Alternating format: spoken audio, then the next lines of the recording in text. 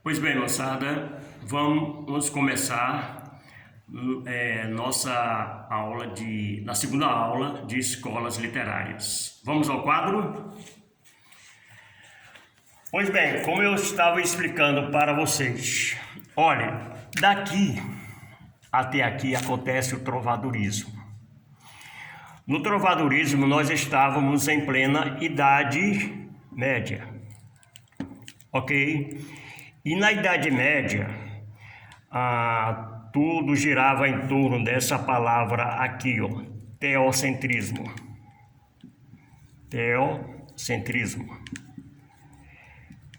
Ou seja, tudo segundo a ideologia católica, tudo girava em torno de teo, do grego Deus.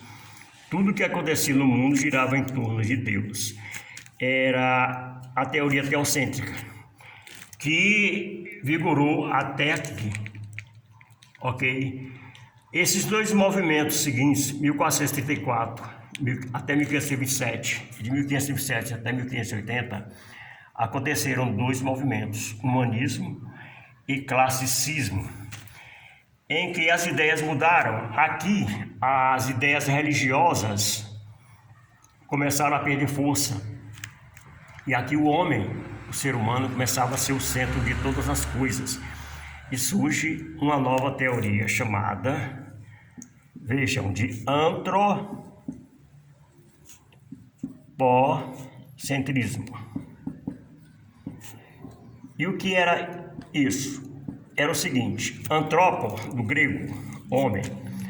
As coisas não giravam mais em torno de Deus, giravam em torno do homem, do antropo, do grego, antropo, homem. Até 1434, as ideias teocentristas lideravam. Daqui até aqui, as ideias antropocentristas lideravam. Pois bem, quando nós falamos de religião, liderava nessa época na Europa a religião católica. Até então não havia igrejas protestantes, ok? Tudo girava em torno da ideologia católica. E havia um tribunal chamado de Inquisição, Santa Inquisição, que ditava todas as regras de comportamento que a sociedade devia seguir. E estava tudo ligado à ideia da igreja, à ideia de Deus. Aí vigora o teocentrismo. Em 1434, surgem algumas pessoas que discordam dessa ideia, que o homem é o centro do universo. Como, por exemplo, o Copérnico, o Kepler e alguns gênios da época. No classicismo surge na literatura um camarada chamado William Shakespeare, que achava que as coisas deveriam ser emocionais, sem dúvida, mas teriam que ser misturadas com a razão, com o racionalismo. Aí nasce esse movimento chamado classicismo, que é uma volta para a cultura grega da era clássica, do século X até o século V depois de Cristo. E ele parava exatamente no século V a.C., que foi a era mais perfeita da humanidade, que é chamado o período clássico, o período da razão. Ok? Continuando. Olha, vocês podem perceber que o Brasil, nesse período do trovadorismo, o Brasil ainda não havia sido descoberto. Esse período aqui, o Brasil não havia sido descoberto.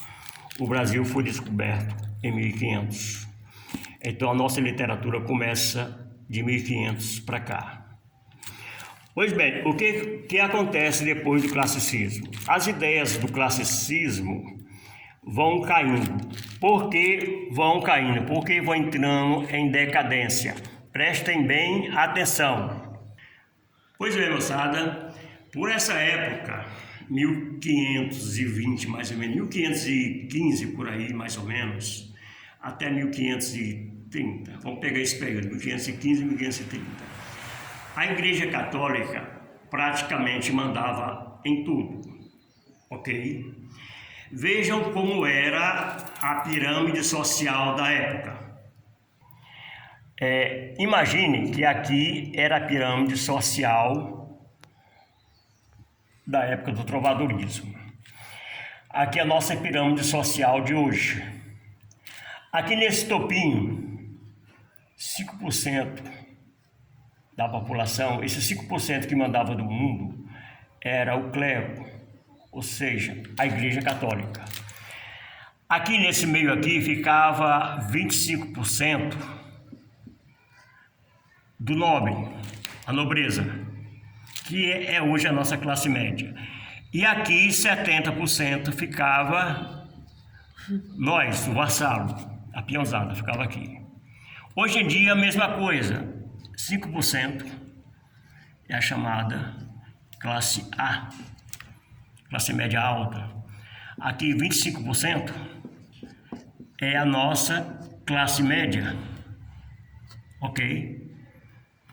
E aqui 70% fica nós de novo, o povão, certo? A rapa fica aqui.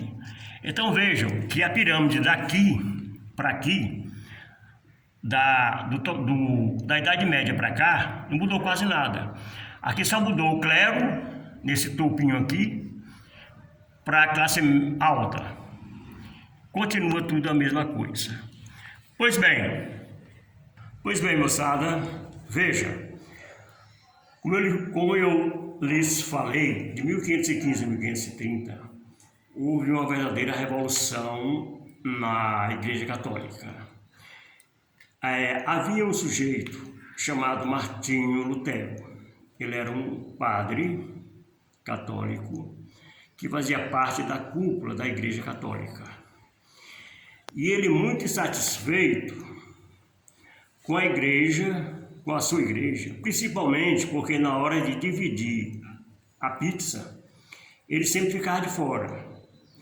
Então, ele começou a achar que a Igreja Católica tinha um critério de preferência e tal. Então, foi o que ele fez. Ele fez uma revolta dentro da Igreja Católica. Ele escreveu 95 teses em que apontava os erros da Igreja Católica. E pregou essas 95 teses nas portas das igrejas. E a partir daí, ele foi obrigado a sair da Igreja Católica. Então ele fundou a própria igreja dele, que foi a Igreja Luterana. Isso em mais ou menos 1517. Aí surge a primeira igreja protestante, que hoje nós chamamos carinhosamente de igreja de crente, igreja evangélica. Deu muito certo. Muitos fiéis da Igreja Católica debandaram para a Igreja Luterana, de Martinho Lutero. Muitos fiéis. Em consequência disso, viram que o negócio estava dando muito certo. Porque quando você puxa fiel para a sua igreja, você puxa também dinheiro. O fiel vai com a grana dele para aquela igreja. Então surge logo em seguida uma segunda igreja protestante, que é a Igreja Anglicana, na Inglaterra. Surge mais ou menos logo pertinho. O negócio deu tão certo que logo em seguida surge uma terceira igreja na Suíça, que é a Igreja de João Calvino, o calvinismo. Surgem 3 igrejas muito próximas uma da outra. E o que acontece? Esse movimento foi chamado como Reforma Protestante e levou muitos fiéis da Igreja Católica para as igrejas protestantes. O que foi que aconteceu com a Igreja Católica? Muito preocupada com a perda de fiéis, a Igreja Católica começa um movimento chamado de Contra-Reforma.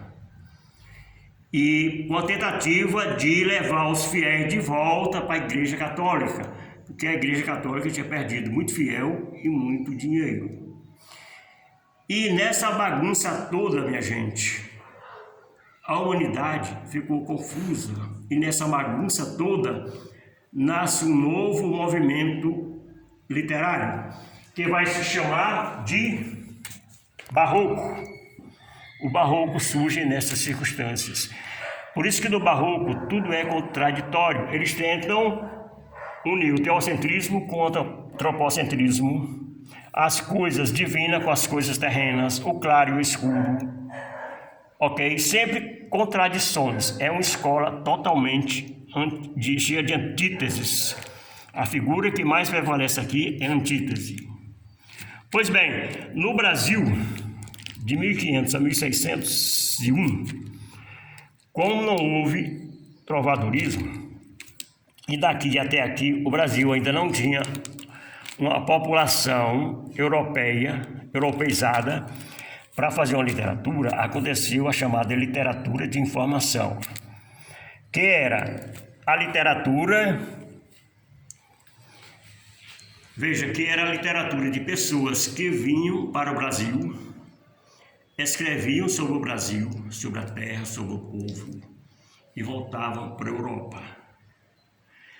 Paralelamente a essa literatura, aconteceu uma chamada literatura dos jesuítas, ou seja, os jesuítas vieram para o Brasil trazer a religião católica e junto com esses padres vieram algumas pessoas muito cultas, como o padre Anchieta, que foi a pessoa que começou o teatro brasileiro. Ele fazia peças de teatro com motivos religiosos e daí ele catequizava o índio. Então não houve uma literatura propriamente brasileira, houve uma literatura dos jesuítas e uma literatura informativa. Pois bem, garotada, o Barroco vai entrando em decadência e vão surgindo novas ideias, e em 1756 em Portugal e em 1768 no Brasil, acontece um movimento chamado arcadismo. No Brasil, o arcadismo aconteceu principalmente porque Minas Gerais, como era um foco econômico muito forte, e tinha as ideias de libertar o Brasil de Portugal, então todas aquelas ideias revolucionárias, todos os poetas arcades eram revolucionários, então esse movimento surge em torno disso, que vai até 1836 no Brasil e até 1825 em Portugal. Vejam que de Portugal para o Brasil sempre tem um atraso. Aqui, o Barroco tem 21 anos. Ó, veja, sempre um atraso. As coisas chegavam sempre com atraso aqui. Pois bem, aqui acontece um fato muito importante, que começa uma revolução na França, chamada Revolução Francesa, e aí surge esse movimento romantismo, com todos aqueles ideais de liberdade. E aqui também no Brasil, uma tentativa de libertar o Brasil das ideias da Europa. Pronto, o romantismo vai até aqui, daqui até aqui, 1865 a 1890, surge um movimento chamado realismo e naturalismo. No Brasil, acontecem 3 movimentos: o realismo, o naturalismo e o parnasianismo. Aqui grandes ciências são aprimoradas, como a psicologia, a sociologia. Então a literatura registra todas essas ideias, a biologia também. Então são registrados nesses romances aqui, dos realistas e dos naturalistas. Pois bem, vai até aqui em Portugal e até aqui no Brasil. Acontece um novo movimento chamado simbolismo, que é uma tentativa, minha gente, de voltar para cá, para o romantismo. Entendeu? O simbolismo é uma tentativa de voltar para o romantismo aqui, ó. Assim por uma volta. No arcadismo, a tentativa era de voltar, aqui ó, o arcadismo era uma tentativa de voltar para o classicismo. Arcadismo, voltar para o classicismo. Simbolismo, voltar para o romantismo. Pois bem, aconteceu o simbolismo até 1915. Daqui em Portugal começa o modernismo. No Brasil, houve um movimento a mais chamado pré-modernismo, que vai de 1902 a 1922, chamado de pré-modernismo. E de 22 em diante, na Semana de Arte Moderna. Aí começa o romantismo e o pós-romantismo no Brasil. Ok, moçada? Um abraço para todos vocês, meninos e meninas, e até a próxima aula.